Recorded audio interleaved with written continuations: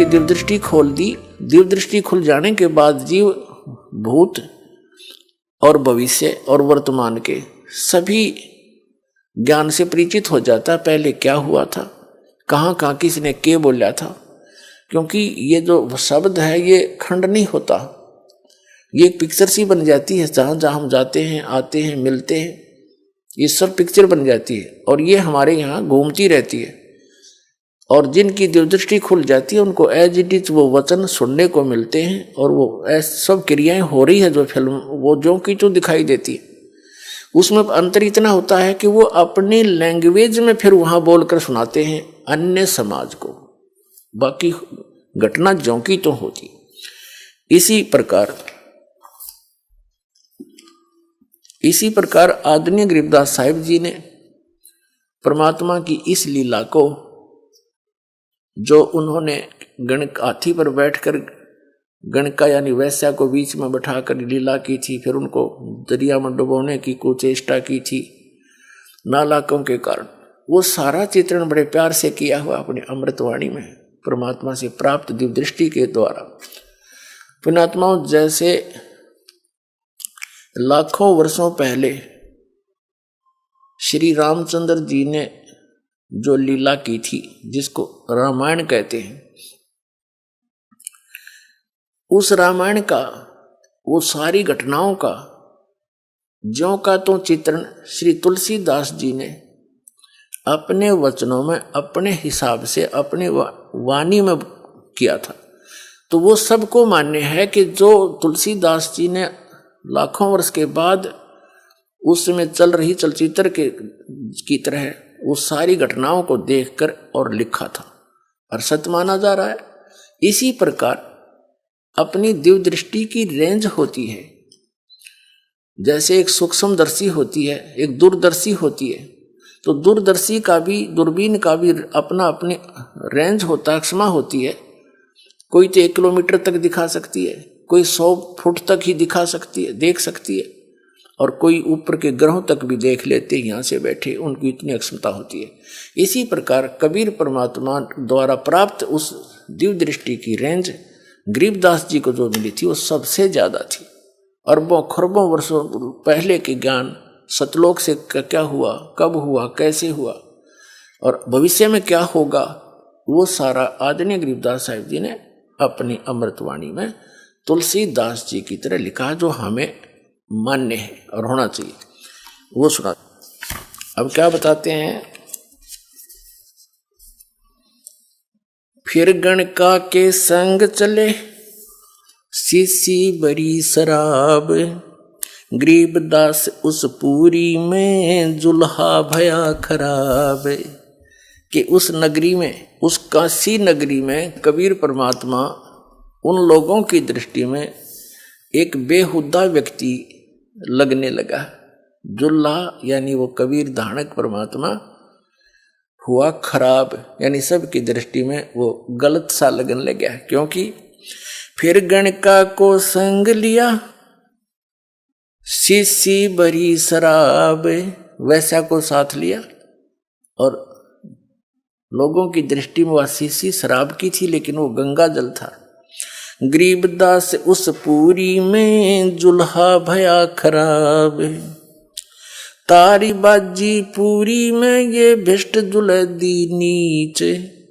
गरीबदास गणकास जी ही 2 संतों के बीच। गरीबदास जी क्या बता रहे हैं कि उस पुरी में, नगरी में, जब कबीर साहब को उस दशा में देखा, हाथी के ऊपर बैठे हुए हाथ में शीशी शराब की तरह पी रहे थे गणका को, वैसा दोनों संतों के बीच में बैठी थी, तो सारी नगरी में ताली पिट्टी, हंसी मजाक कर गाली दें, ये दुल्हा नीच, वो अपनी असलियत पर आ गया। देखो, तारी बाजी पूरी में ये भ्रष्ट दुल्ह दी नीच। गरीबदास गणकास जी ही 2 संतों के बीच। गावत बैन विलासे पद गंगा जल पीवंत। गरीबदास भी भल बहे वो मत वाले घूमत। बड़ुआ बड़ुआ सब कहें कोई न जाने खोजे, दास गरीब कबीर करम ये बाटे सिर का बोझे। क्या बताते हैं कि कबीर साहब पर अपनी महिमा के शब्द गा रहे थे। गावत बैन विलास पद वो गंगा जल पीवंते, गंगा जल पी रहे थे सीसी से। और गरीबदास भी भल बहे वो मतवाले घूमंते, जैसे लोगों को ऐसा लग रहा था ये तो बिल्कुल शराब के नशे में और मतवाला होकर घूम रहा है। बड़ुआ बड़ुआ सब कहें कोई न जाने खोजे, दास गरीब कबीर करम ये बाटत सिर का बोझे। सब कहने लगे तो बड़ुआ है, गंदा आदमी है, देखो सरेआम क्या जुल्म कर रहा है। तो कभी आदरणीय गरीबदास साहब जी कह रहे हैं कि बड़ुआ बड़ुआ सब कहें और कोई ना जाने खोज, वास्तविकता से को परिचित नहीं, ये लीला क्या कर रहे हैं।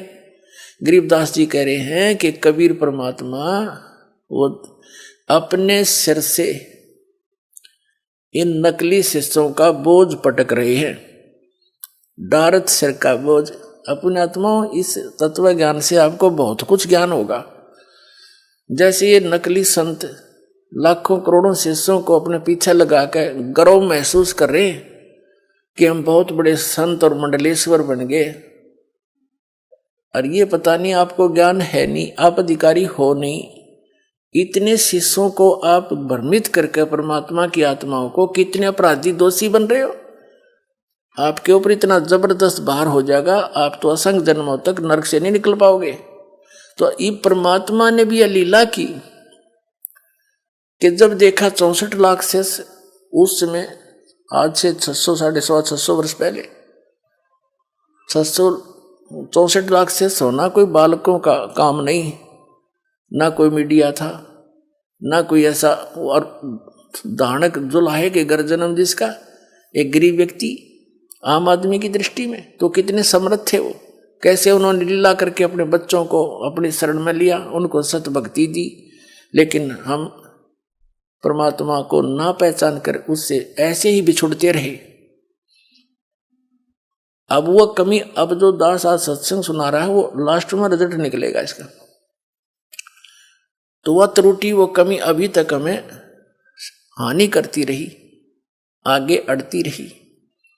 तो क्या बताते हैं, तो सभी के सभी जो शिष्य थे वो अपने आप विमुख हो गए, सत्संग में जाना छोड़ गए। यहाँ दो स्थिति होती है, एक तो होता गुरुद्रोही। गुरुद्रोही वो होता है जो गुरु की निंदा करने लग जाता है, उसका विरोधी बन जाता है, तो वो तो गुरुद्रोही है। गुरुद्रोही तो कभी भी फिर भविष्य में अगले जन्मों में कई असंख्य युगों तक मानव शरीर नहीं प्राप्त करता।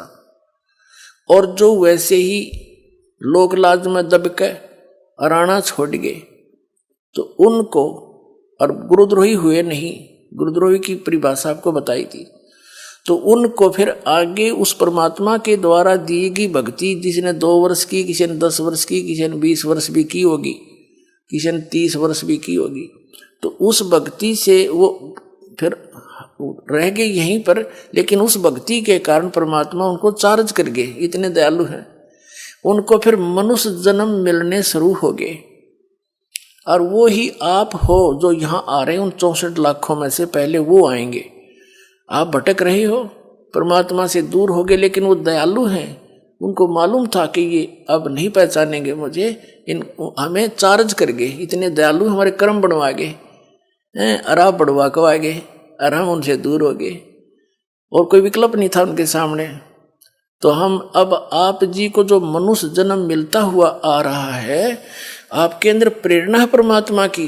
कोई कहीं जा रहा है, कोई संत के पास जा रहा है, कोई किसी मंदिर में जा रहा है, कोई तीर्थों पे जा रहे हैं, कोई अपने आप ही कोई साधना कर रहे हैं, तो आपके अंदर वो चाह है। तो 2 प्रकार से मानव शरीर प्राप्त होता है। एक तो पूर्व के पुण्य कर्मों से लगातार मनुष्य जीवन कई भी मिल जाते हैं, जब तक उसके पूर्व जन्म के पुण्य चलते हैं, भले ही आगे वो भक्ति करे या ना करे, पिछले प्रारब्ध के कर्मों से, संचित कर्मों से ऐसे मिल जाते हैं। तो जो व्यक्ति ऐसे मनुष्य जीवन से ही मनुष्य जीवन प्राप्त है। वो जल्दी भक्ति को ग्रहण करता है, उसमें एक चेष्टा रहती है परमात्मा के पाने की। और एक दूसरी टाइप से मिलता है जन्म, एक टर्न वाइज मिलता है, नंबर वाइज। जैसे 84 लाख प्रकार के प्राणियों के शरीर में कष्ट भोगने के उपरांत इतने पुण्य शेष रख लिए जाते हैं इस प्राणी के कि उसको एक मनुष्य जीवन फिर से दिया जाता है। जो अन्य प्राणियों के शरीर भोग भाग के अब आए हैं, वो इस भक्ति में जल्दी से नहीं लगेंगे, चाहे कितना सिर पटक ले, उनकी ओर ही वृत्ति होती है। तो आप जी जो कहीं भी किसी संत के पास गए हैं, उनके पास या किसी मंदिर मस्जिद गुरुद्वारों में जा रहे हो, आप वो आत्मा हो जो मनुष्य जीवन से ही आपको पुनः मनुष्य जीवन प्राप्त हुआ। पिछले जन्म में भी आप मानव ही थे, इसीलिए आपके अंदर अन्य व्यक्तियों से एक विशेष, आपके विचार भी अच्छे होते हैं, आपका भाव भी ठीक होता है। भले ही आप कितनी बुराई कर रहे होते हो उस समय, लेकिन इस ज्ञान को सुनते ही बड़े बड़े शराबियों ने शराब त्याग दी, दुराचारियों ने दुराचार त्याग दिया, डाकुओं ने डाके डालने छोड़ दिए, चोरों ने चोरी छोड़ दी, रिश्वतखोरों ने रिश्वतखोरी छोड़ दी। तो वो पुण्यकर्मी प्राणी गलती से फंस गए उस विकारों में, तो वो मनुष्य जीवन से आए हुए तुरंत त्याग देते हैं। और जो टर्न वाइज नंबर प्राप्त है, वो भी बुराइयां कर रहे हैं, वो नहीं ना सुनते हैं ना वो त्यागते हैं, वो तो याद फिर उनका अंत ही बुरा होता है, वो अलग है। उनमें थोड़ा समय लगे, ऐसा नहीं है। जो मनुष्य अन्य प्राणियों के जीवन से मनुष्य जीवन प्राप्त किया है, वो भी शरण में आ सकते हैं, लेकिन उनको टाइम ज्यादा लगेगा आने में। वो उस समय आएंगे जो परमात्मा का पूरा ज्ञान पूरी पृथ्वी पर फैल जाएगा, बच्चा बच्चा उनको समझाने लगेगा, तब धीरे धीरे उनके अंदर वो वस्तु घर उनका भी करेगी, ऐसी बात नहीं।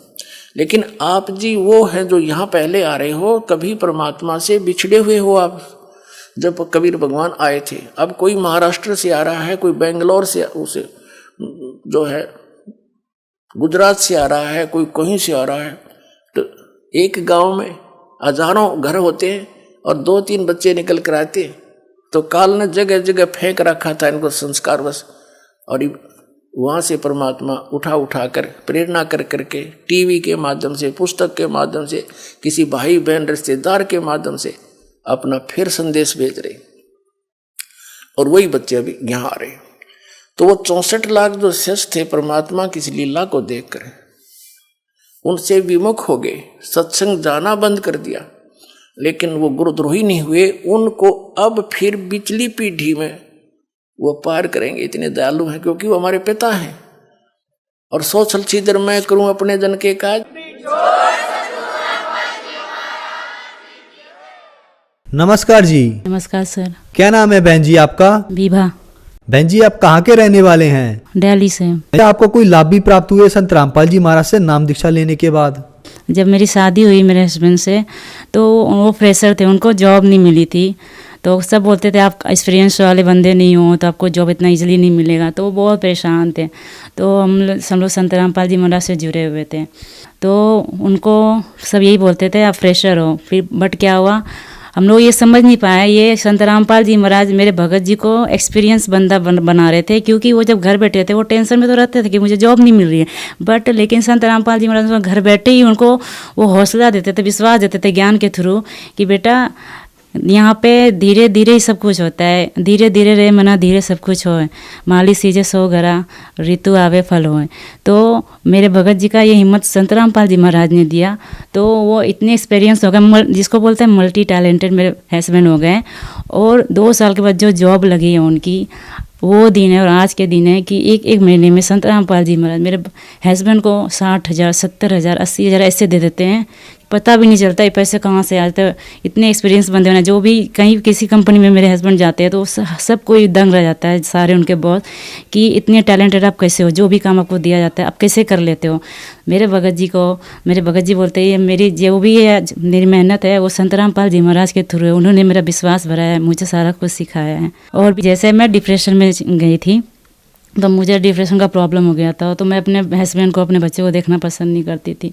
तो मैं मानसिक अस्पताल गई, तो डॉक्टर ने बोला आपके तो जितने छोटे बच्चे, आप 7 दिन का दवाई ले लो और ये खाओ, अगर आराम नहीं मिलेगा तो आप अगली बार आना, फिर आपसे अलग डोज दिया जाएगा। मतलब चलो ठीक है। फिर जब मैं गई तो मेरा डिप्रेशन और भी बढ़ गया। मैं दवाई खाई, मुझे रिलीफ ना मिले।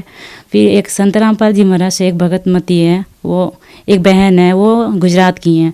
तो मैंने उनसे बात किया, मुझे ऐसे प्रॉब्लम नहीं। तो बोले, उन्होंने बोला कि देख, डिप्रेशन का प्रॉब्लम संत रामपाल जी महाराज के लिए कोई भारी बात नहीं है, आप उन पर विश्वास करो। अब उन्होंने जैसा साधना बताया उनके हिसाब से करो, फिर आपको आराम मिलेगा। फिर मैंने तुरंत दवाई को उठा के फेंका कि अगर मैं ये दवाई खाती हूँ, डॉक्टर ने खुद अपने मुंह से कहा कि अगर ये दवाई आप खाते हो तो 4 घंटे बाद आप बच्चे को दूध पिलाना, वरना इसके ऊपर असर पड़ेगा। फिर मैंने क्या किया, मुझे तो और ज़्यादा टेंशन बढ़ गई। एक तो मुझे प्रॉब्लम है, ये बच्चे को प्रॉब्लम कर सकते हैं।